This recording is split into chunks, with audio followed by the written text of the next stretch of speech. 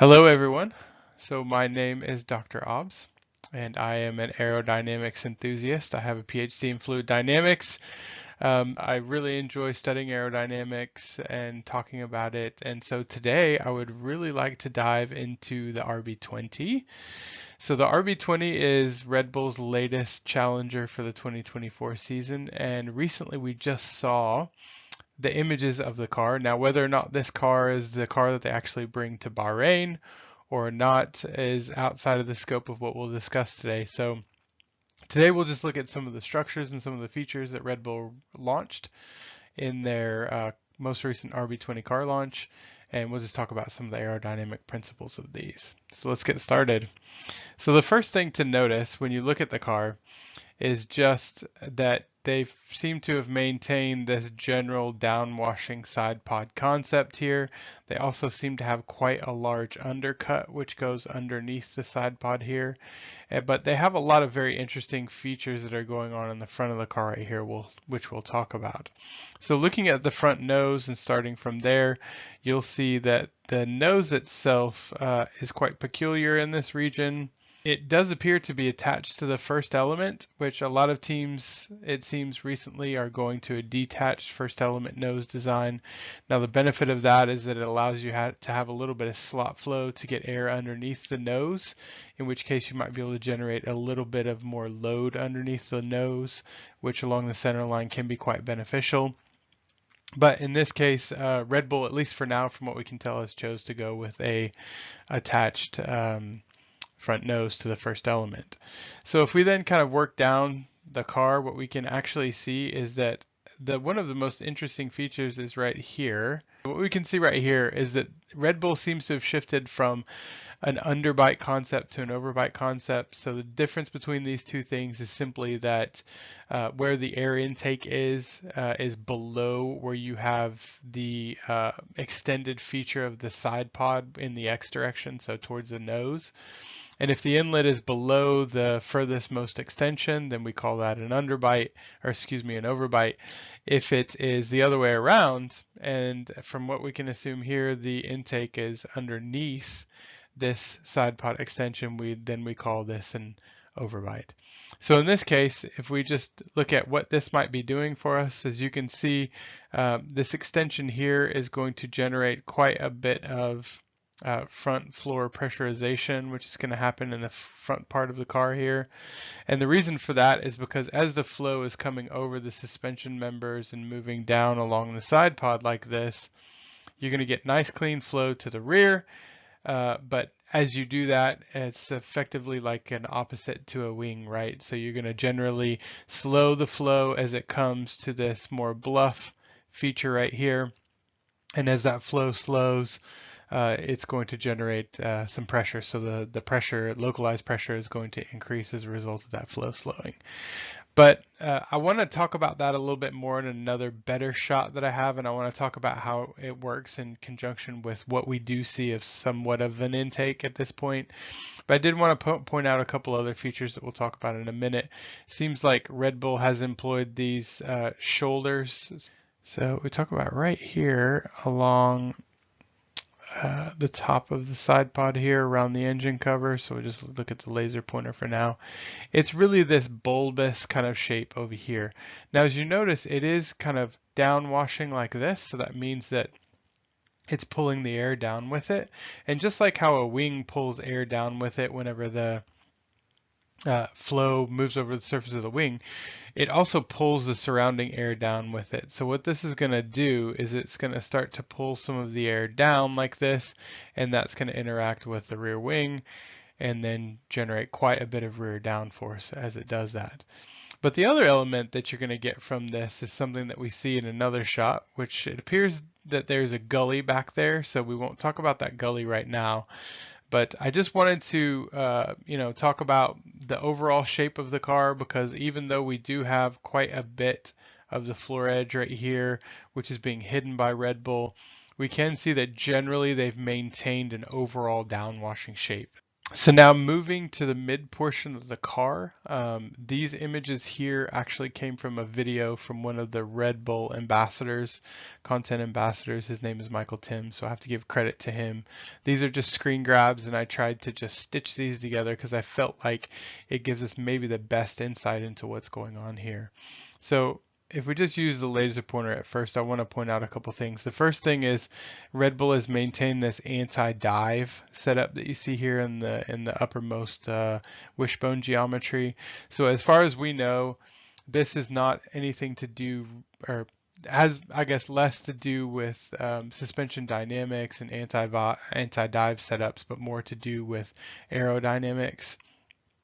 And what we see here with this design is that as the air comes over the suspension here, you get a very small amount of sort of downwash from each one of these elements, and it's essentially a cascading feature. So as the air moves over each one of these, it sort of selectively kind of cascades each parcel of air and pushes it downward in more of a staggered approach. The other thing I want to talk about is that you can see quite clearly in this shot here that Red Bull actually has a vertical inlet right here.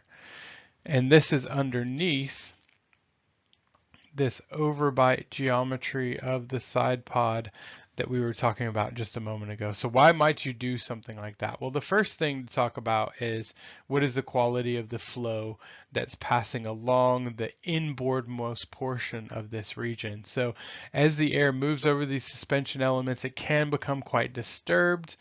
But in some cases, you can have better quality air, which is moving along the monocoque like this. Now, I think that really just kind of depends on, in this portion right here, which we call the junction. So where the suspension elements attached to the nose, attached to the monocoque, in that section over there, if you've got really good flow adhesion, you don't have a lot of flow disruption as a result of that junction, which sometimes can spool up some vorticity, then in that region you could generally have quite good clean flow. Now the only thing is that it's boundary layer flow.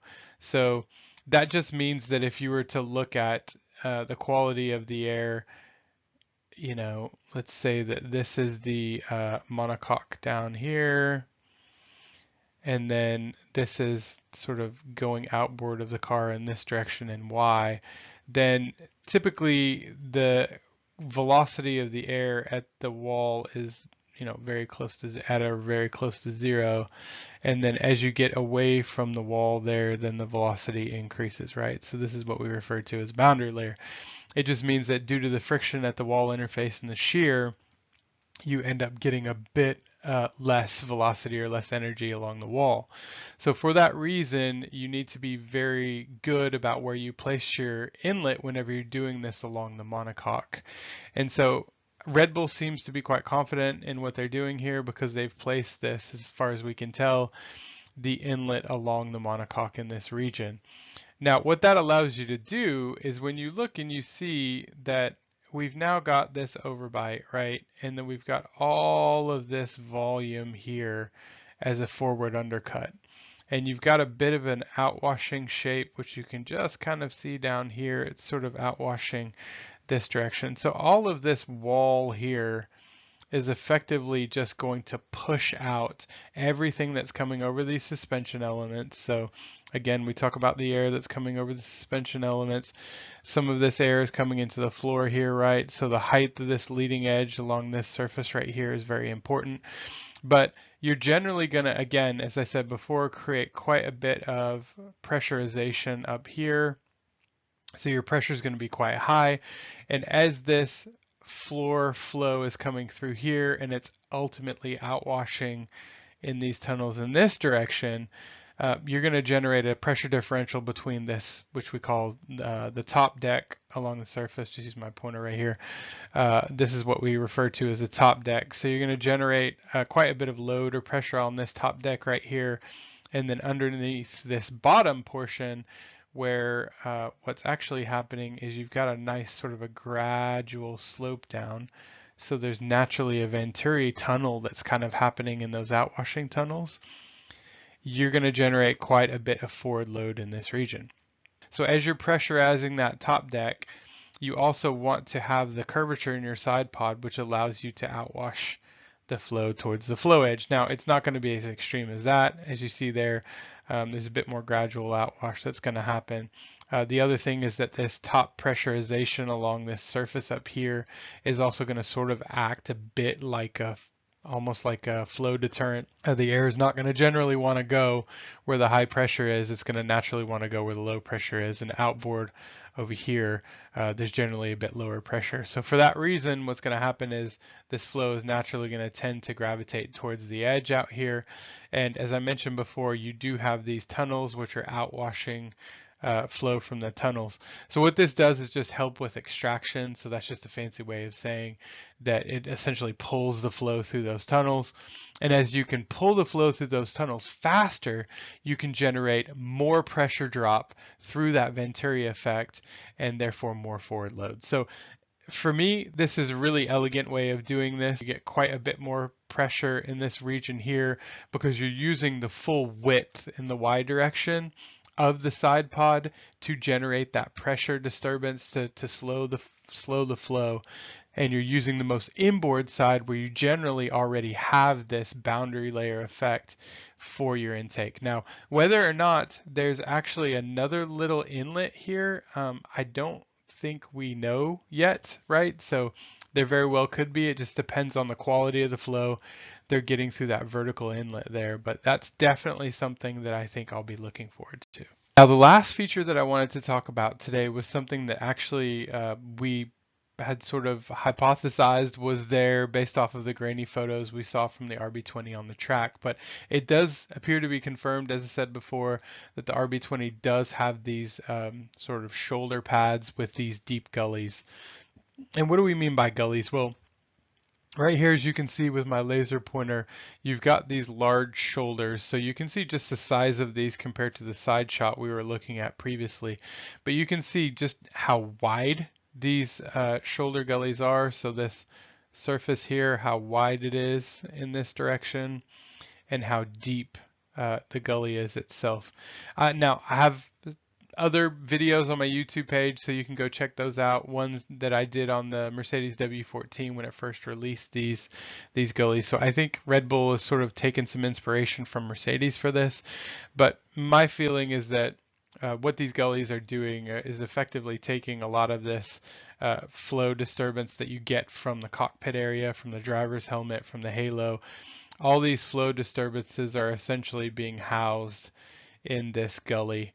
And this is then taking all this disturbance and it's bringing it, so if we look back at the car over here, it's bringing it then in between this space between the beam wing and the rear wing. So you definitely don't want this disturbance to interact with your rear wing. So if you can downwash this and eject it in a space that is more beneficial for your car, then you will do it. And gullies typically house things. So that's why my feeling is that these gullies are housing the disturbance from the cockpit region. But a very interesting feature, if you look a bit more forward, is you have this large bulbous area over here in front of the gully. So that's quite interesting. Now, whether or not that's there for the actual car that we see in Bahrain or not, it does look engineered. So it seems to me like it might be something that's there. So the only thing I can really think of with this is that potentially, you know, right here, you're going to have the driver's helmet. And the driver's helmet is quite lossy, and so all the air coming off the helmet is lossy. So I'm just kind of wondering if maybe my thought process is that potentially this bulbous region here is helping to sort of suppress some of those losses from the driver's helmet, and that's just simply because in front of this bulbous region, you're going to generate a bit of pressure right here. And that pressure is going to be a bit higher than the pressure in all the other areas in this region. And so potentially that might help to also sort of direct some of these losses into the gullies potentially, but that's just a theory of mine. So I did want to talk about why, though, these gullies are as wide as they are. These gullies themselves, as the air passes over them, will generate this surface will generate a bit of lift, and they're high. So in order to retain, you know, what do you want to keep in the gully, right? In this case, which are cockpit losses. But what this will do is this will also enable you to now downwash again some of the air, as we were talking about. You have more surface area to downwash this air towards the rear wing if we look to the leftmost image there.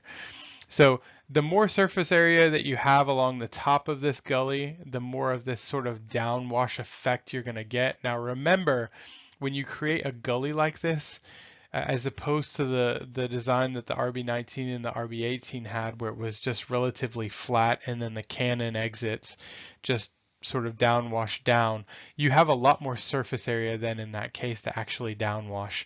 So if you made this section a bit thinner, for instance, maybe that thin, then you wouldn't necessarily have as much area to be able to provide that downwashing or sort of Coanda effect down to get the air underneath the rear wing.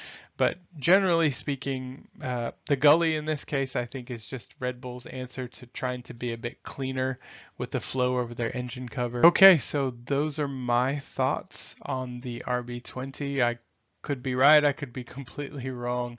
I think generally the aerodynamic principles we see are not quite a big departure from what we've seen on the rest of the grid, but I think most interestingly, Red Bull has chosen to take a bit of a detour from their RB18 and RB19 aerodynamic philosophy to introduce then some more aggressive philosophies. So will they be successful this year?